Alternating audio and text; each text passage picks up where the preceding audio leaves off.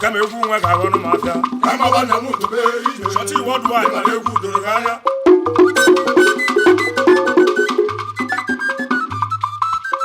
abaka isu je so da nota abaka isu je so da nota abaka isu je so da nota le jabu ai ga bani de road ma ga bani oru ai ga bani de oru le pembe ai ga bani de road ma ga na di ko kango ai ga bani de oru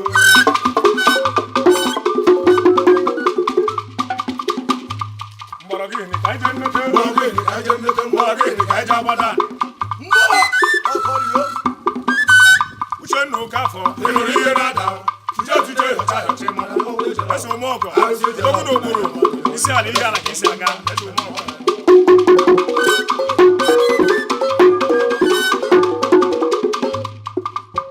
mbawa ho bambara iwo owe o mama sayelo owe anu ta roba ewu na ma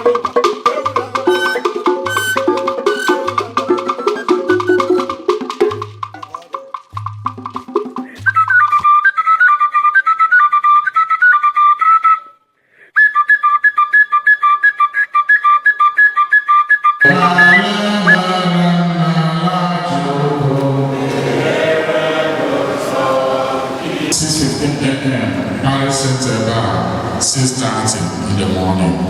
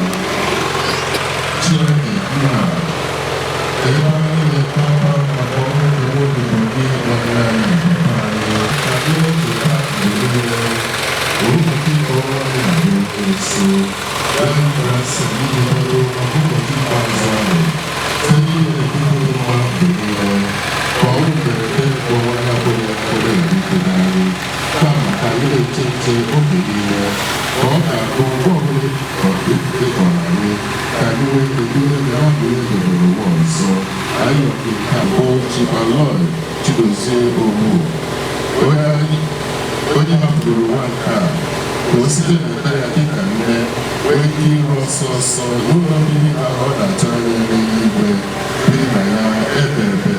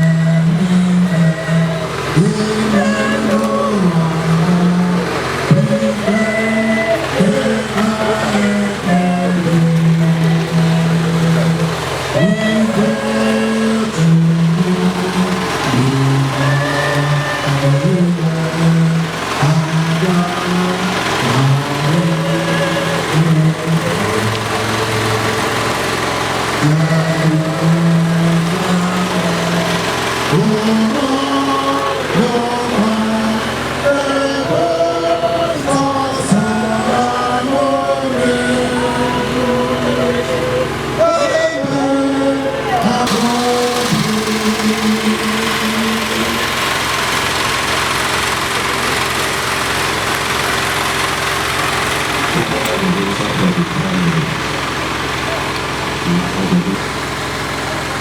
light of purpose, service, and legacy, Aloysius Chidozie Ogbu.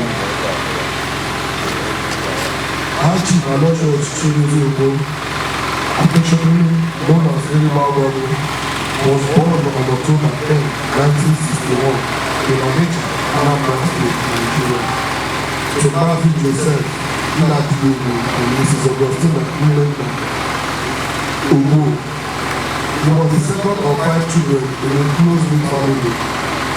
During the Nigerian Civil War, the family relocated to their hometown, Obodoukwu, where young Aloysius began his education at Central School 1. He earned his first school leaving certificate in 1976 and immediately enrolled at Ogbu High School.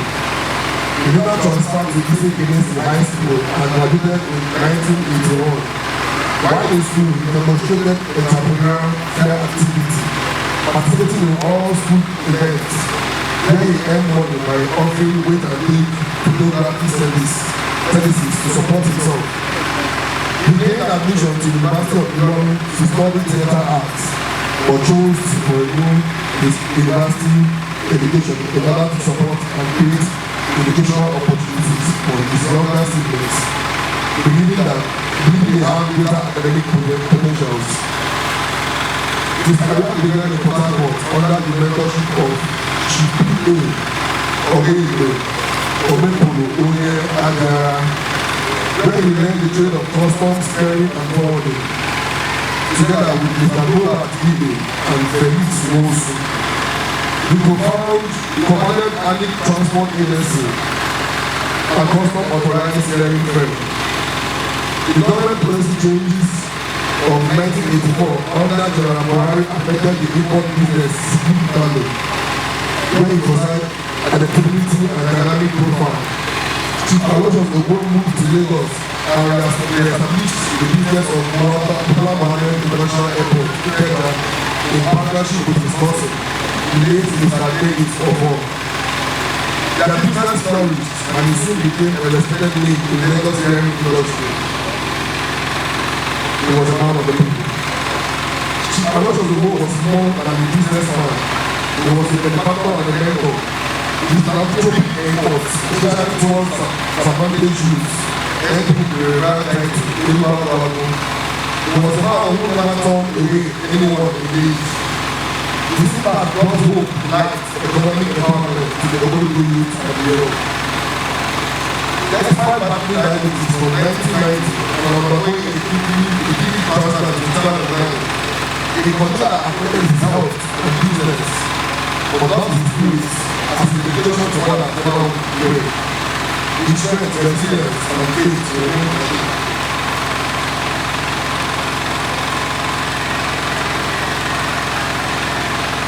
In 1990, he married one of Chidozie Francis and Ogbu, and said that he raised 5 sons who today stand as proud representatives of the legacy. Chief Aloysius Ogbu, Ogbu, Ogbu, Chief Ogbu, Chief Aloysius Ogbu ensured that all his children and siblings received sound education and guidance, despite his health and illness. His life was an example of sacrifice, generosity, and unwavering family values. In the legacy that endures. The recognized High Chief of Obodoukwu, governed by HRL Ministry, DA2, Obodoukwu, the Ogbu of Obodoukwu, Aloysius. Eribeagwuagwu was a community leader, friend to all, and a symbol of hope. He decided on making the potential of gaining growth and greatness and come from humble beginnings. Even when you undergo through your mother privilege and job. After 3 years of health challenges, he passed away on March 20, 2025 in January. Though his battle has left the world in our hearts, we remain grateful for the 5 extra years God gave him after his initial diagnosis. A testimony of grace and divine mercy. Eribeagwuagwu Intercontinental of Uchebu, we your family is so much love, is so much, and we have cherished your daily visits over the final silence. The wisdom held our family together, but in all we give them to God. These will answer our prayers when the journey of illness began, and they will 35 extra years to live. Lord, and fulfill your destiny. With gratitude, the Joseph Ogbu family deeply appreciates the support and love shown by unity, friends and well-wishers. Special thanks goes to Chidozie, President of NOC Europe. Chidozie, Obodoukwu, the entire NOC Europe community, for our friends who ensure that Aloysius was laid to rest in his ancestral home. The God bless and the world will come. I have farewell, touch life, vivid dreams, and live in courage. Our heart are heavy, but our spirit is happy. The legacy lives in every life we inspire. Rest in peace, Eribeagwuagwu. I do the great man, farewell, man of wisdom. I do, great leader.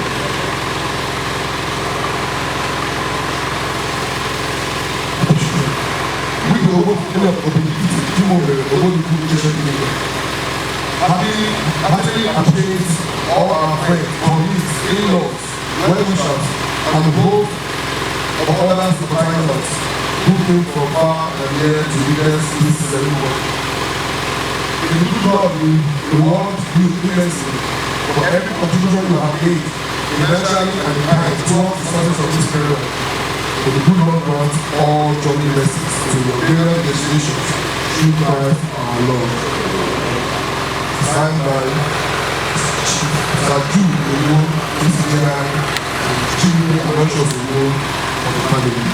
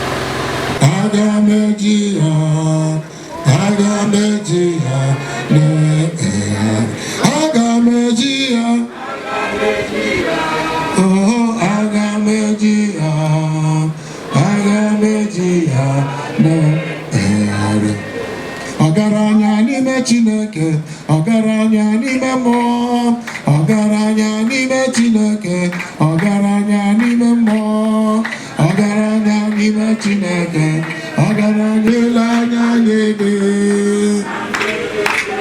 Ebe kodile anya n'ebe, na mbelete na o kodile anya n'ebe.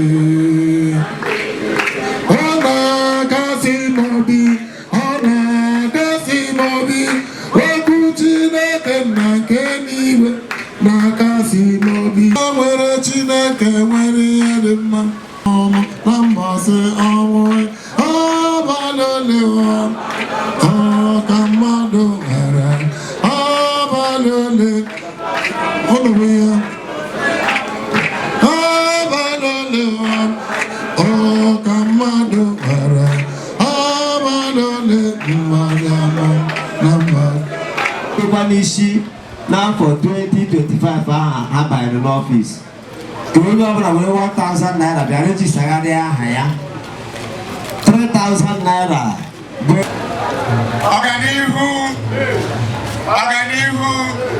Ọganihu Google Ajohreka Agamama Ọganihu State Grade of Obodoukwu Ajohreka wene kele ndị Station Council ndị kenye ọrịa iji all of 2 things. We now stand the family Eribeagwuagwu is one of our good members. Abono, Nasaha, Ndokwenu, Ulu be my head of the so everyone is here. So you go and answer the door, which you know, dog out of our IG son. I don't know what only down with a babu, open a cash. Oh, it's what our good member. People don't get a go for Luku.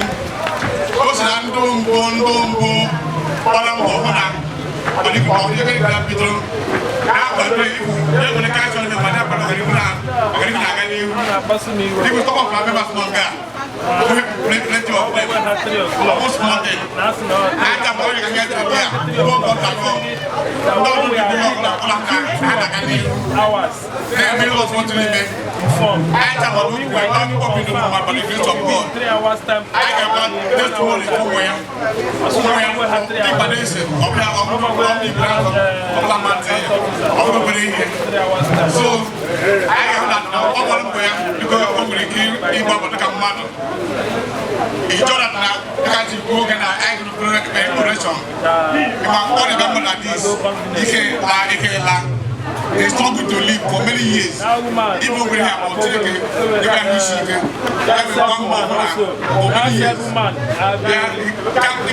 every that woman has been talking to this woman about this land even before you. But you see here, this is a mandate.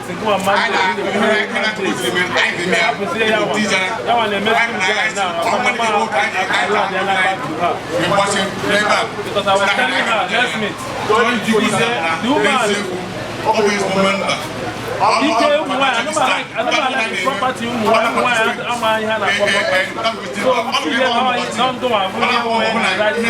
I've been chatting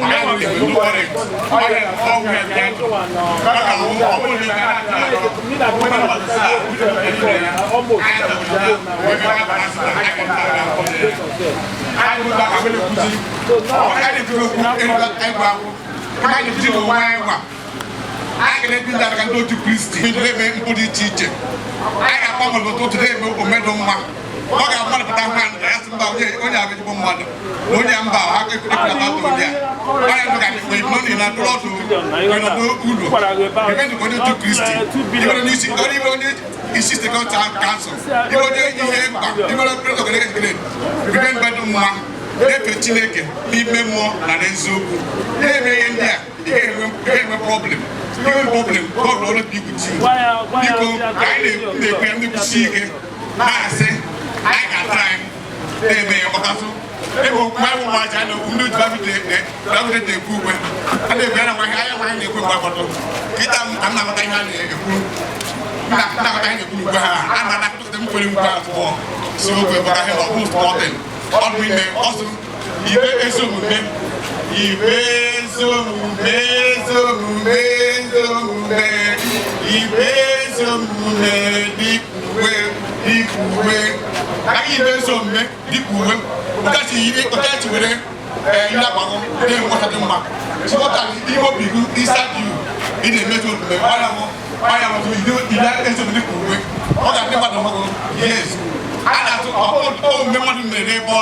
without people like I guess, when it's not made them, what we make, the beginning of money paper, a money mark.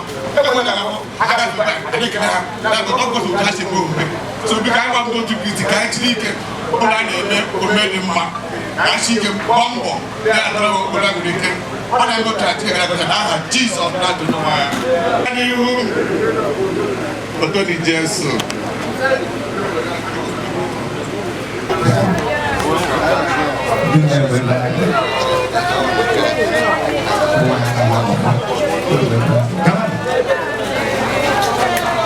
Chidozie, Kaduna 140.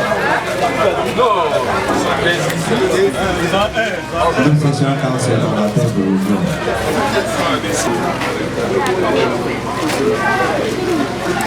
I can us session council. So I can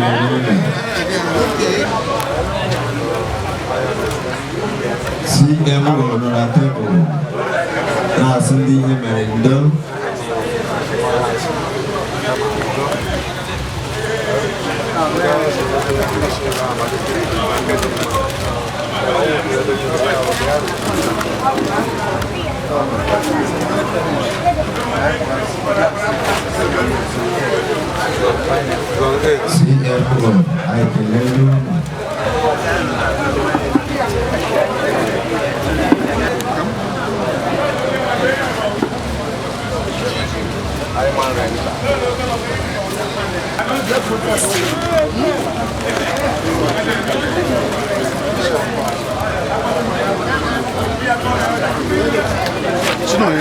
I now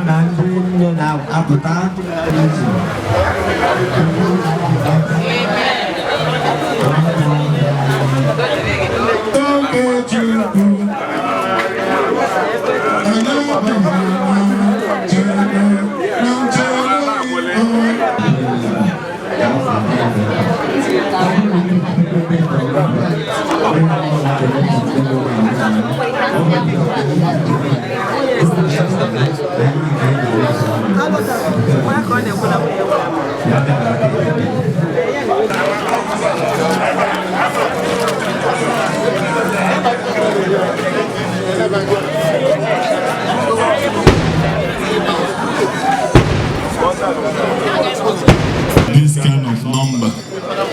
Then I had to make anybody their airport chairman anyone. And that day, it's the illegal scene at home in that area. But I was surprised that Chidozie gathered people from Port Harcourt. How they get risk with Obodoukwu that day. That day, I just went pretty aga. I got Chiaregwa.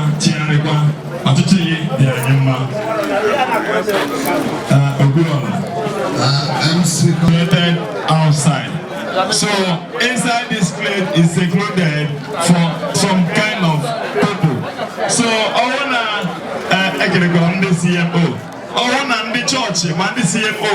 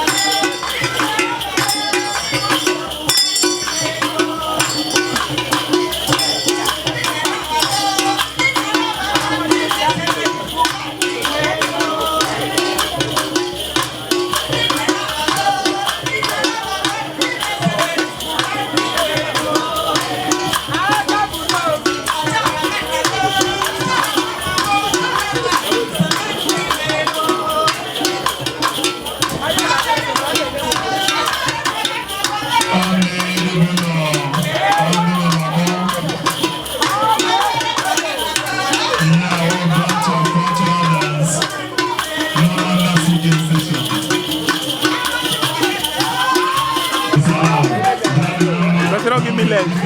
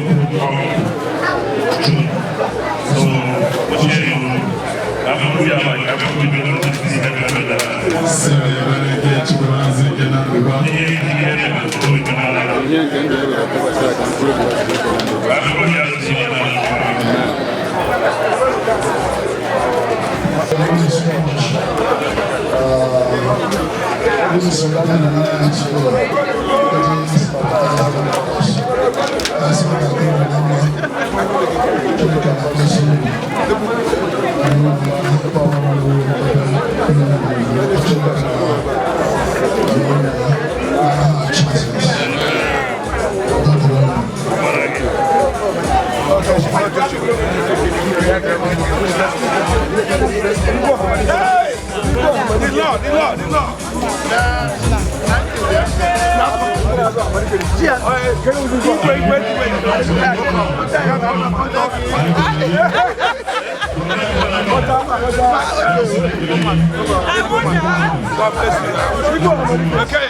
Yeah, they're going to come.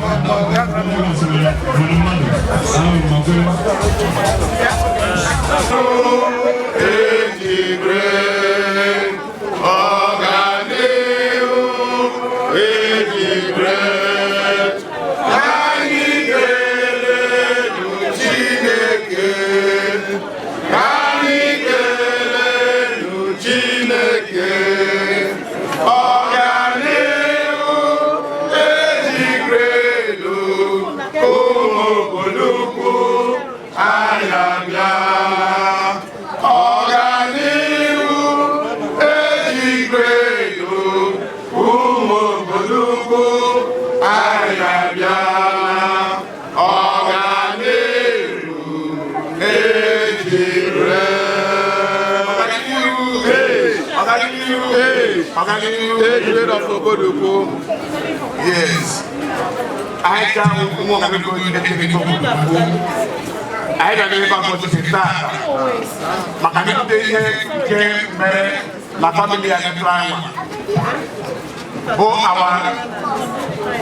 Every member, the person of late Aloysius, Chidozie, Ogbu, Eribeagwuagwu, Obodoukwu, Intercontinental, unfinishable, intercontinental, unfinishable. So you have that I have. What up, only men. I have a problem with I have no money when I get with money by a hand here. So because I snack, I should do now you don't know who to write one too. Always very good member. What are these? Living of organic together. For young great.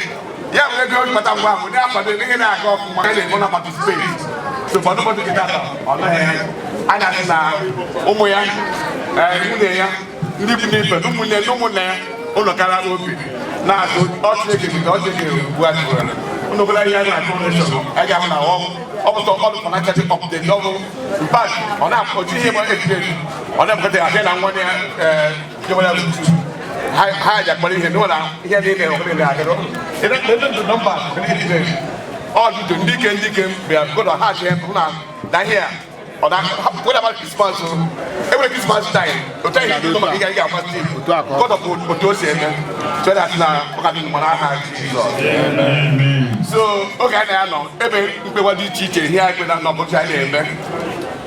So, I be here, I got better here for now. So, I can make up for, and then you can go and make a member. Every guy, every man, I can make one. All you got to do is option. I don't like it. So, people now they get to go to Ogbu, and then I say, here, imagine reader, I'm happy that I have programmed, or I'm going to get in the country. So, that's now, we're going to push over. So, I don't know one. Yes, a million better. Yes, a million better. And I want to see so. Chief Obonobi, I can again.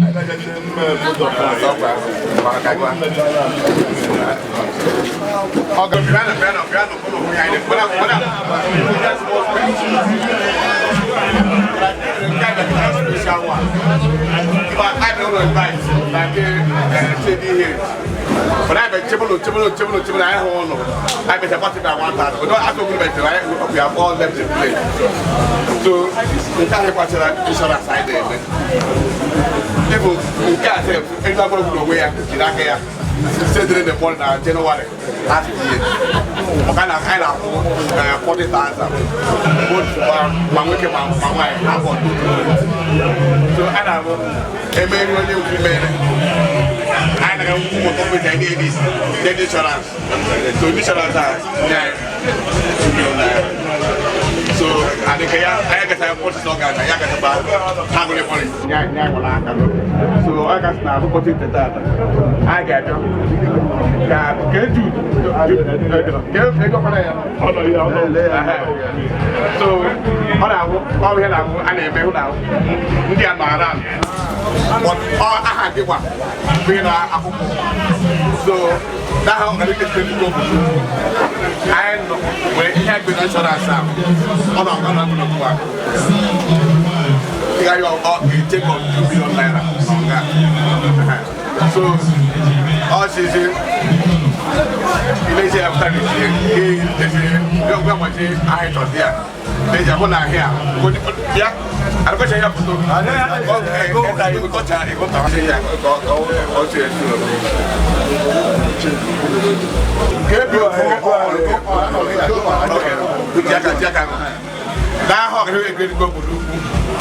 I hand over this insurance benefit to you.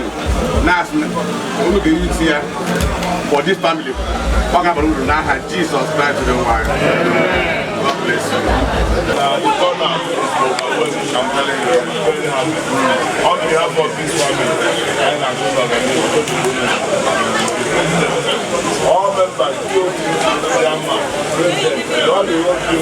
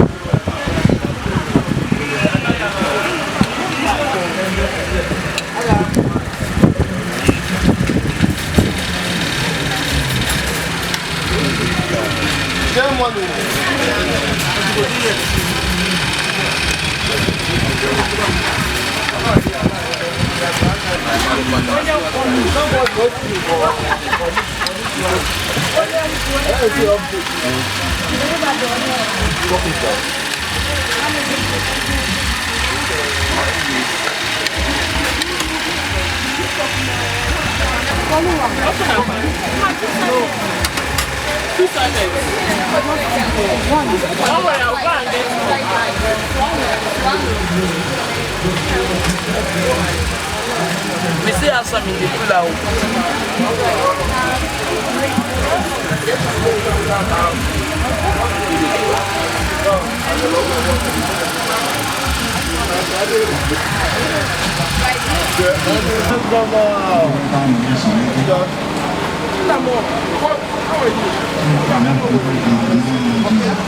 Amen.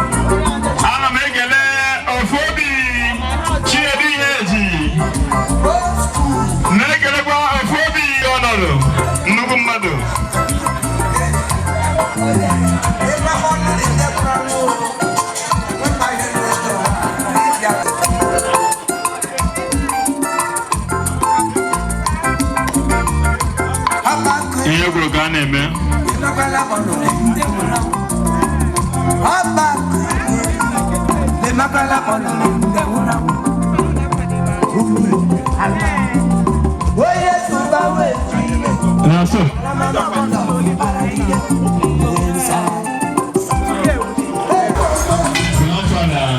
I'm good governor. Eribeagwuagwu.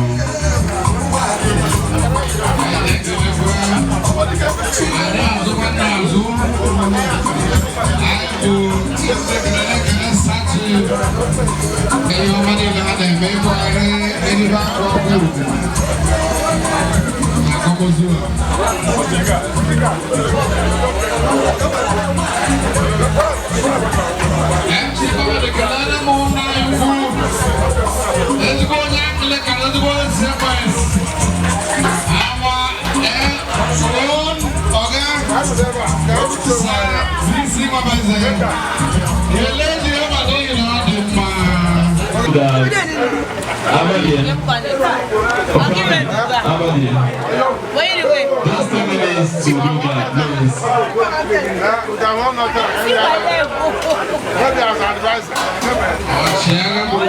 Ọchịagha ya na ezigbo nwanne ya n'ụmụ ndị ụmụnne ka a bịa bere anyị agwa nwa ọchịagha ọchịwo abegbe egbe ekele gị. Praise the Lord. Hallelujah. Amen. Gobi ekele gị ya welcome sir.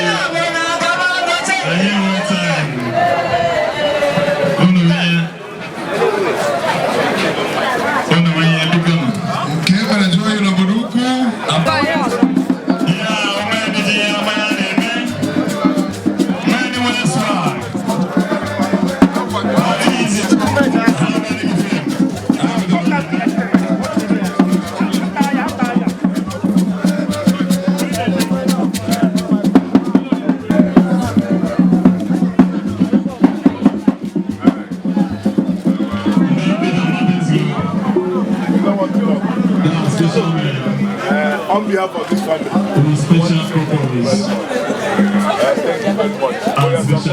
thank you very much. Thank you very much.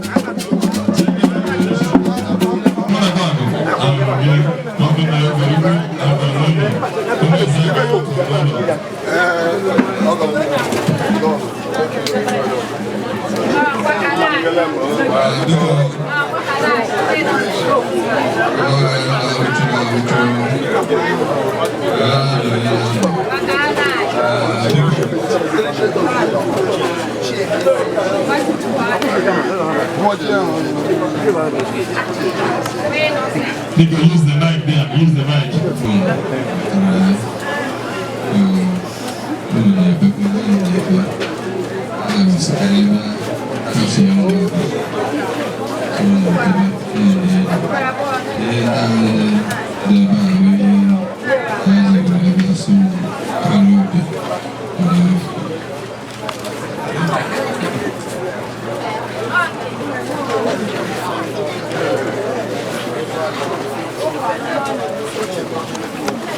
Ebuchoko, Aba, Yemu, Aba, on the way.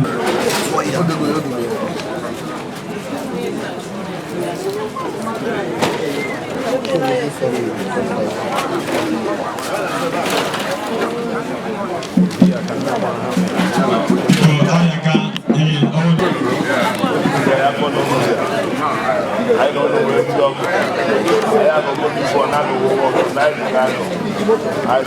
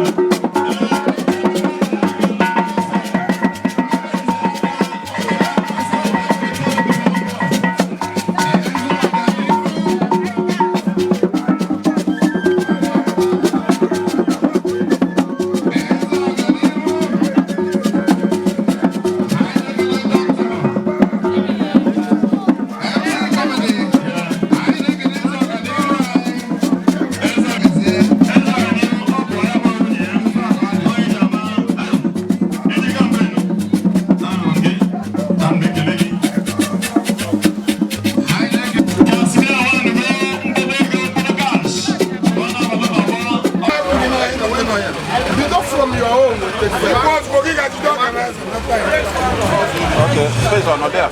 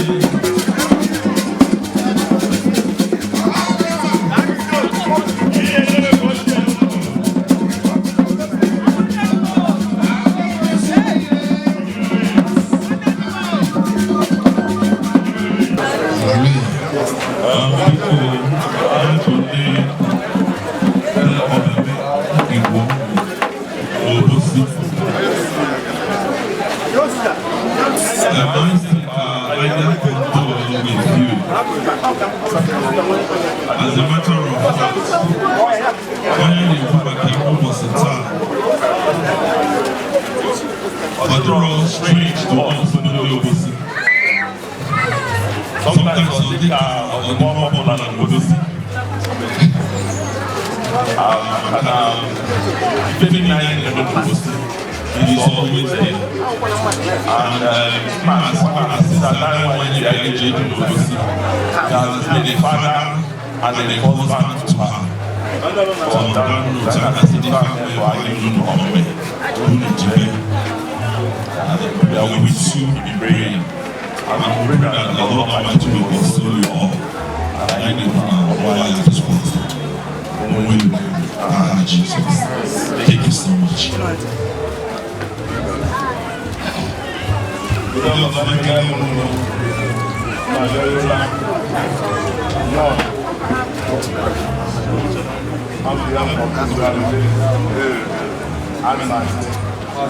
Let alone for coming to do with us at this very moment. I say,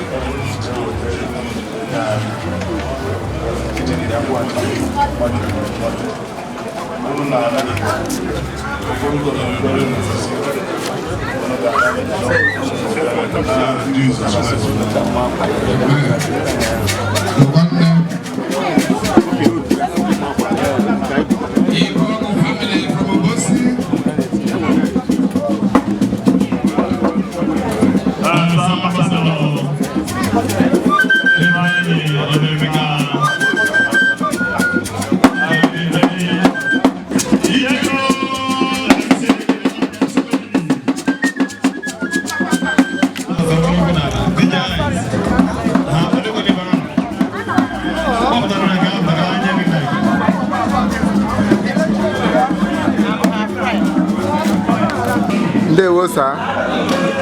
Daddy, ka mara onye bụ? Ogbu Sabisi Maboise. Okay. Sir, ị nwere ike ịgwa ihe eme gị taa? Ihe mere na mụ was the eldest person in our family. Okay. And the village. Okay. Mụ si America wee lọta. Okay. Nwatakịrị nwụrụ ezigbo mmadụ ka ọ bụ n'ebe anyị. Ọ na-erubekwa n'isi. Mụ na ya na ụdị mmadụ. O wee nwụchuo ihe na-aga. Ọ bụ ndị ọbịa anyị mainly ndị ọgọ anyị from all corners of the world. Ọha nọ ebe a. Mana ndị nke bụ ọgọ ya bụ a village anyị na-akpọ Igbede. Ndị Igbede ha nọkwa ebe a the same place. Na ndị Obosi si Anambra wee bịa, ha bụ ọha niile nọ n'ebe a. Anyị na-asị n'eziokwu na ha ga-eme ala dị mma, ha ga-ala nke ọma. Nna anyị Chineke hụkwara ya n'anya, o nweghị ihe ọzọ, ụzọ anyị dị mma, ụzọ anyị na-agba dị mma, and all mmadụ merụrụ ya. Ekele dịrị Chineke onye mee ka anyị dịrị ndụ ruo n'ụbọchị taa, wee mee ka ndị niile a na-abịa na-egoli ha niile ga-alakwa n'ụlọ n'aha Jizọs. Amen. Ka ke okwu agbamume ị nwere inye ụmụ onye agbagata. Ọ bụ isiokwu na ụmụ ya chenjiri na-enwekwanye ntị na-anara ndụmọdụ n'akụkụ dị iche iche. Anyị na-arịọ Chineke ka nwee ka ezinụlọ a wee bụrụ otu, ka ha ghara enwe okwu na ụka na ihe niile na ọ ga-adịrị ha mma n'akụkụ na ha. Amen. Thank you, sir. God bless you. Sir, how again? Sir Benjamin Nwabueze. God bless you, sir. Thank you for today. Ihe ọzọ m na-aza bụ ancient and modern. I swear. God bless you, sir. Maka I'm a sportsman. I see. Thank you, sir. God bless you. 4, 5.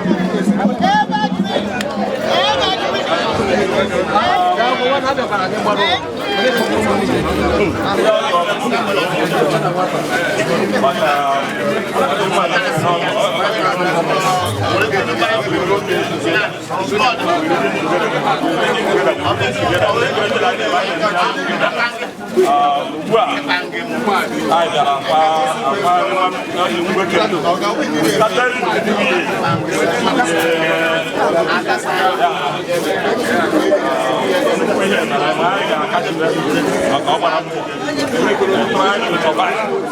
At 5 years, I'm 10 days. To survive.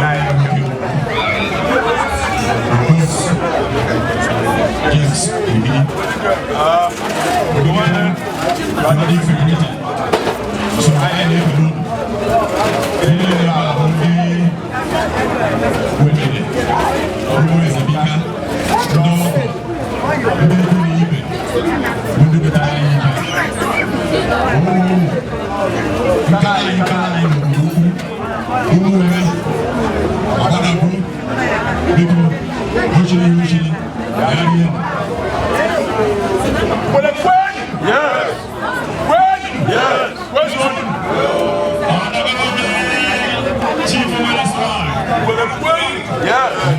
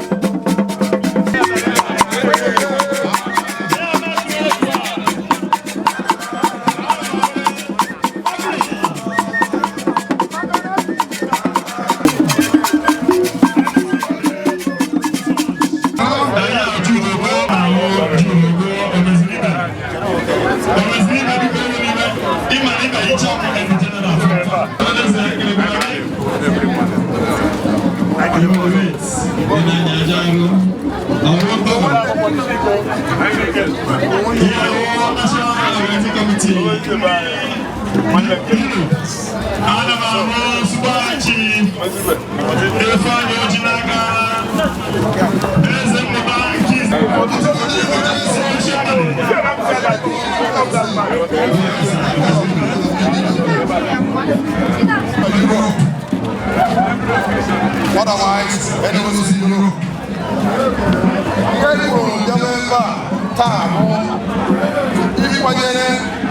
Our digital patron, Chief Eribeagwuagwu, Kembo,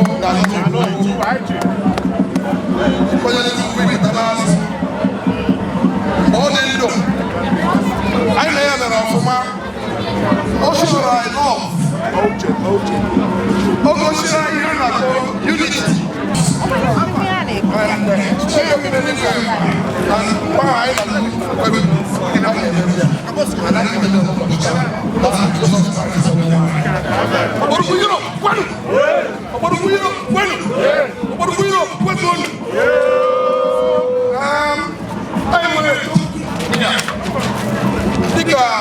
the constitution of Obodoukwu is well.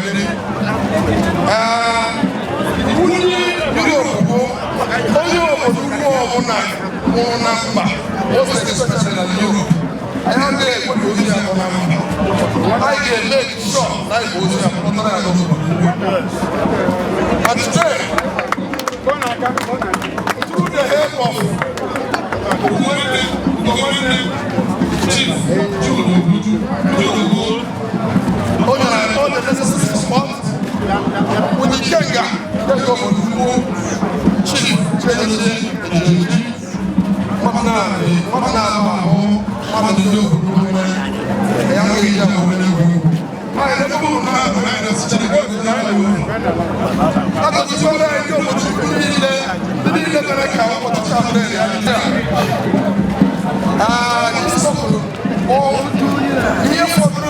from the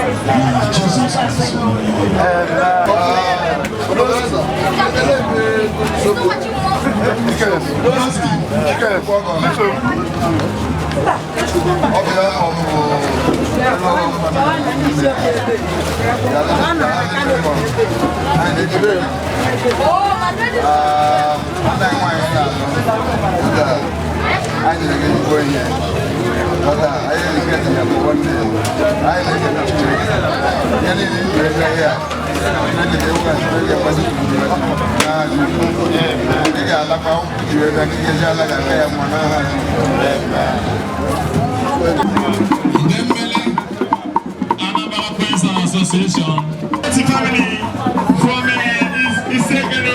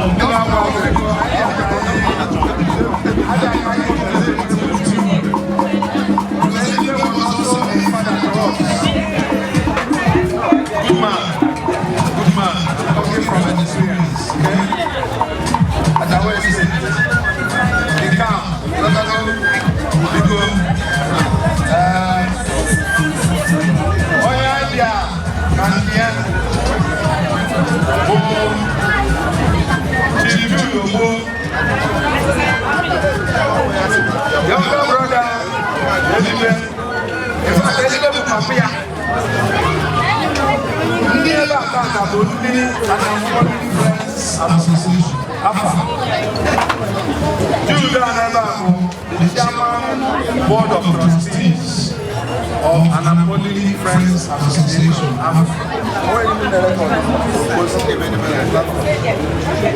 So here the government will identify with him, and by extension identify with Eribeagwuagwu. That man was a good man.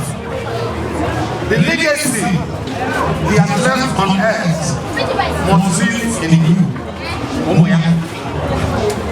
So, everybody is here today, Telaka, and also see the importance I attach to the man.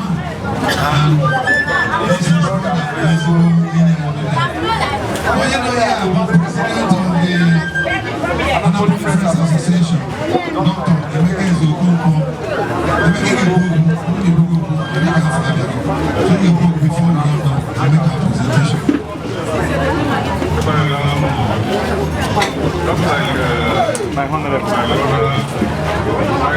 Somebody should record us. If you don't post anything on the family,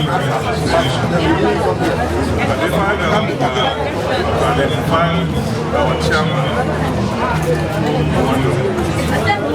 That's how we identify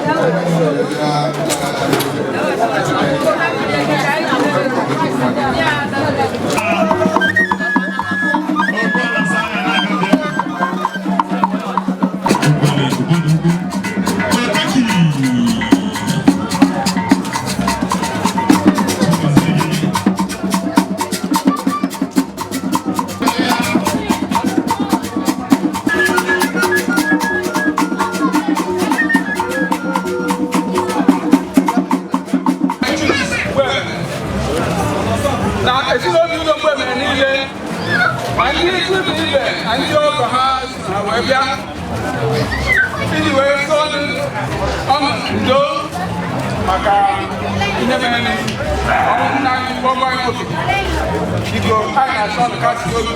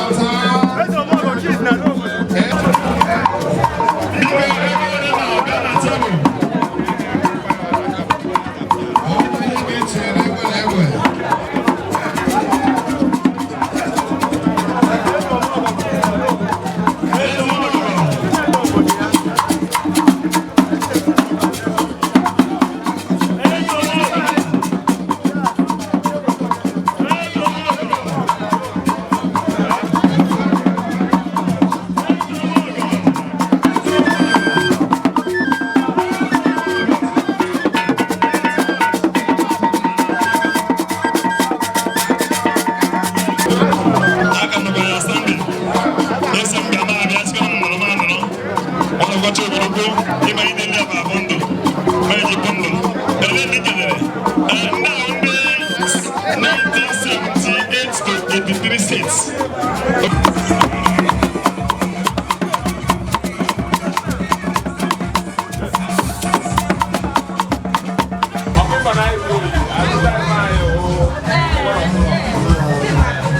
Ogbu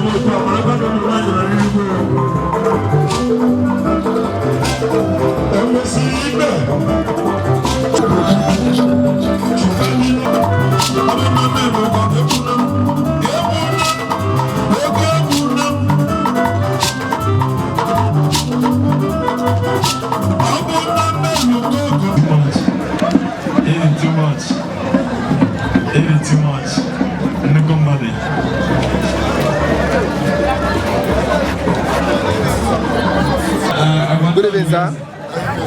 Please, may we know you, sir?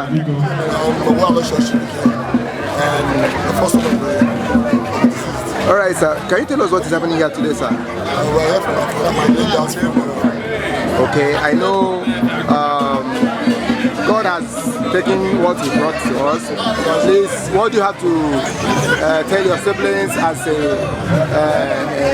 word of encouragement and all that? What do you have to tell your siblings today? That my dad has always brought us together. He has always told us that we should always be strong for him. Understand? So, all I can say is that even though it's late, understand? His memory is meant in our hearts. And we are living, we have to just take the legacy that he has left for us. So that was just it. We remain united. I don't think it will ever break us. Alright, sir. I know people have gathered many places to grace the occasion today. What do you have to tell them as they are going? Well, as you can see, all people from all corners of the world came there today. Well, what I can wish for them is safe journey. I can go back to their glorious destination. What I became here with that, not going to run the journey next to that glorious destination. Amen. Thank you and God bless you. Say your name again. God bless you, sir.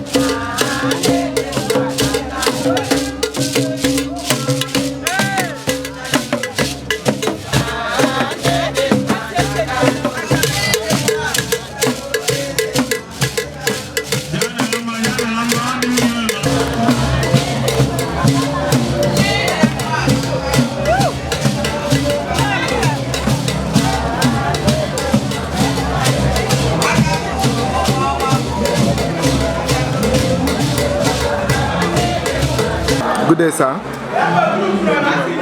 Sir, may we know you, sir? Okay. My name is Chief Ogbu, the Knight of St. John's International. Sir, what was your position in the house, sir? Okay, I'm the immediate junior brother of the deceased, Chief Aloysius Ogbu. Okay. I'm the younger brother. Okay, sir. And we have been too close to each other. He joined me in school and so dear to me. So his demise was a very big shock and a very big loss to me. He's dear to me and to the whole family. Right. Sir, can you tell us what exactly that is happening here today? What is actually happening is the burial ceremony of my late senior brother, High Chief Aloysius Ogbu. Okay. Eribeagwuagwu of Obodoukwu. Okay, sir. Sir, what can you tell us about this, your brother? My brother is a social entity, he's a philanthropist, he's a man of the people, the man that has trained many and loved by all. You can see what is happening here today. everybody felt him because of the kind of life he lived. It's one who trained men and who has always wished men well. In fact, he's that man that made a lot of young men in Obodoukwu to realize that even if you have a very poor background, a very legit background, you can still make it in life and become good. So I know people have gathered from all corners of the world to grace the occasion today. What do you have to tell them as they are going? I have appreciated and I keep appreciating them.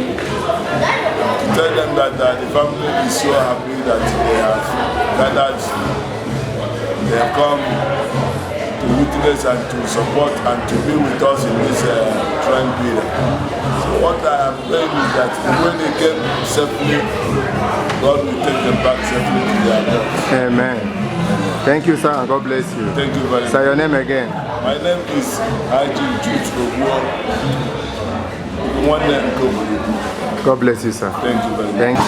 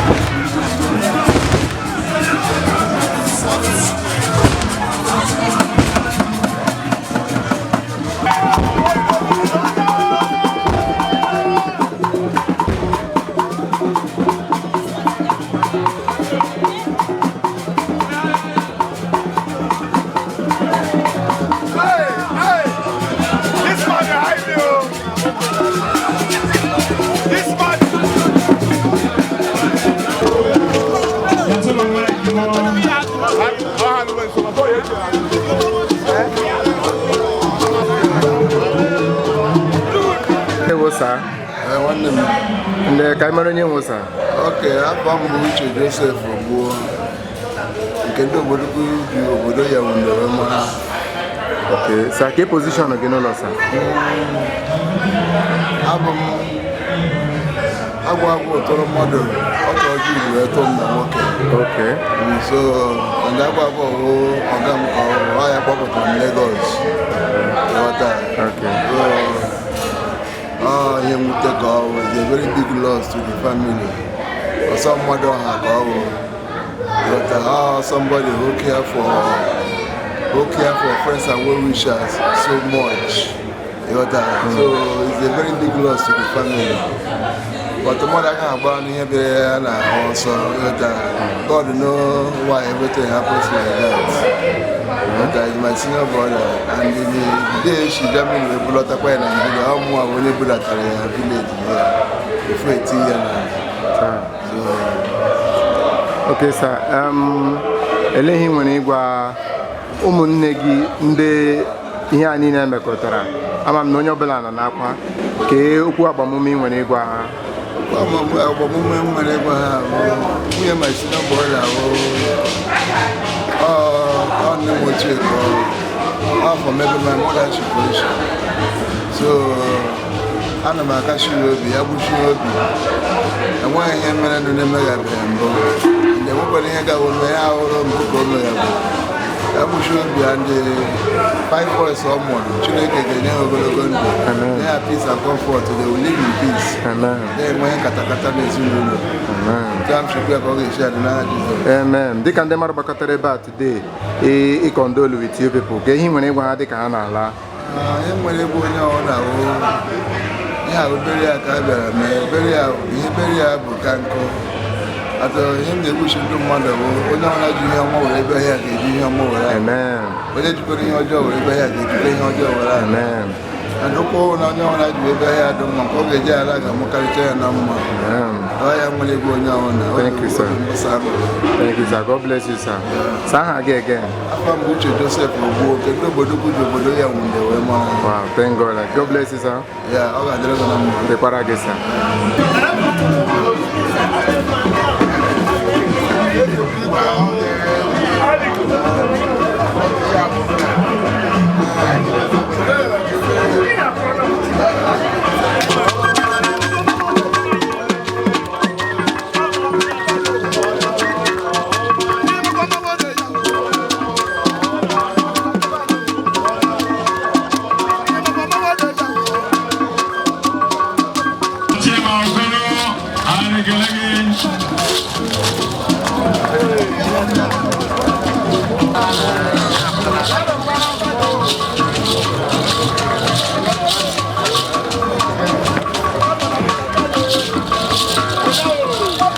Good day, sir.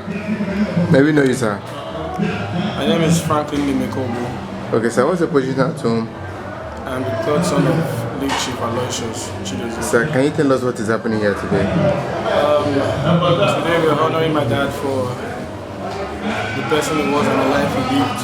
Okay. I'm here to celebrate the person, not to cry or mourn, but I'm here to celebrate the life he lived because he did live a good life. Okay. Can you just tell us a little about the life he lived? I can't say for sure. I've heard different things from people.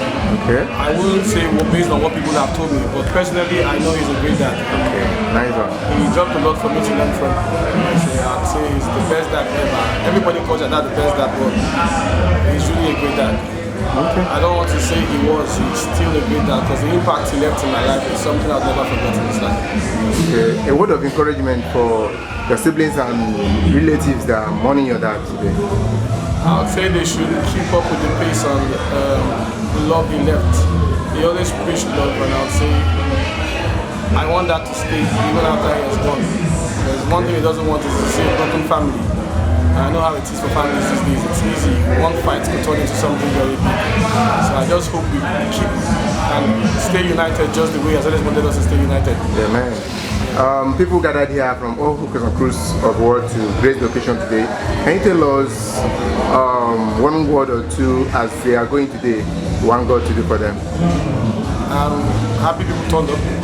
I'm grateful. I'm impressed with the crowd I saw here today. And I just wish them that I wish they get to their destinations successfully, safely. Okay. I say thank you to everybody that came here today. Thank you. Thank you and God bless you. Your name again? My name is Franklin. Thank you. Good day. Please, may we know you? My name is Obodoukwu, daughter of Chief Chidozie and the former Ogbu. I am the first daughter of the one named Chief Chidozie. Okay. Can you tell us what is happening here today? Today is the burial ceremony of my big daddy, Aloysius. Can you tell us a little about what you know about the man of today? I spent my entire life, 18 years of my life, I've known my big daddy as a caring man, as a giving, as a God-fearing man, as someone that is always there to give advice, there to motivate you to move you forward in life, especially when you're having difficulties. Even though his name is far away and he was facing health problems, he's always there to participate in family affairs and make sure that he's in your life and always there for you. Okay, how do you feel hearing this condition today? What do you say? How do you feel about the whole scenario, about his demise? Okay, at first it was a heartbreaking story. The first day I heard it, I could not believe it because it came as a shock. I was in school and my mom just called me, and when I heard it, I couldn't believe it. I thought I was so sad. Like I could not like eat or drink for the whole day. Like it was a very, very heartbreaking story because like my big daddy was someone that I was very close to, someone that I always confided in. So it was very, very heartbreaking. And he's always telling me, he's always calling me his lawyer because like he's one of the reasons why I'm studying the course I'm studying to be a lawyer. So it was a very, very heartbreaking story hearing about the incident. But like, I'm just happy that we're able to give him a fulfilling and a fulfilled burial so that he can rest in peace, and I hope that he's going to rest in peace. Thank you. I believe other siblings, other relatives are feeling the way you're feeling as well. So, what's your prayer today about everyone that is mourning that today? My prayer is that God will give us comfort and continue guiding us because He has always been for us. God has always been there for us and will continue. So I've heard what you said. What do you have to tell people that came here today as they are going? What do you have to tell them? I want to tell people thank you for all our well-wishers and everybody that was able to attend and celebrate with us, people from afar, people from close home. I want to thank everybody for being able to come today to... Your name again? My name is Obodoukwu. Thank you and God bless you. Thank you so much. You're welcome.